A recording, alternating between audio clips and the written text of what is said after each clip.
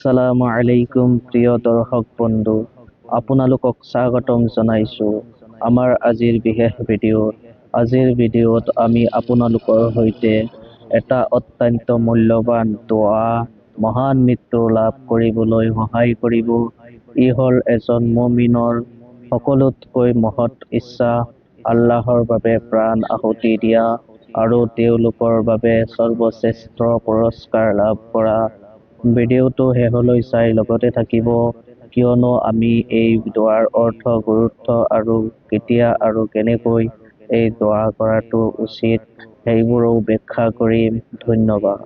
হযৰত আয়েশা ৰাদিয়াল্লাহু তাআলা আনহা বৰ্ণনা কৰিছে যে তেওঁ আল্লাহৰ ৰাছূল সাল্লাল্লাহু আলাইহি ওয়াসাল্লামক সুধিছিলেন, হে আল্লাহৰ ৰাছূল, কেৱল আল্লাহৰ ৰাস্তাত নিহত হোৱা ব্যক্তিকেই শ্বহীদ বুলি গণ্য কৰা হয় নেকি?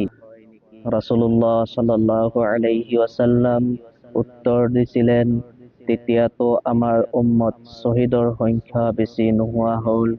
যে ব্যক্তি এই দোৱাটো দিনে 25 বাৰ পঢ়ে আৰু তেওঁৰ মৃত্যু বিচনাতেই হয়, আল্লাহ তাকো শ্বহীদৰ সৱাৰিত অৰ্জন প্ৰদান কৰিব। দোৱাটো কি জানি লওঁ।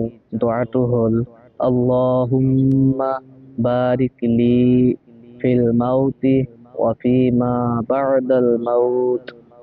আল্লাহুম্মা বাৰিক লি ফিল মাউতি ওয়া ফিমা বা'দাল মাউত। অৰ্থটো হ'ল, হে আল্লাহ, মোৰ মৃত্যুত আৰু মৃত্যুৰ পিছৰ অৱস্থাত বৰকত দিয়া। যদি প্ৰতিটো ফৰজ নামাজৰ পিছত 5 বাৰকৈ এই দোৱা পঢ়া হয়, তেন্তে দিনটোৰ ভিতৰত 25 বাৰ পূৰ্ণ হ'ব। ইয়াত সৰলতা থাকে আৰু এই পদ্ধতি অনুসৰণ কৰিলে দোৱাৰ ফজিলতত অংশীদাৰ হোৱা সহজ হয়।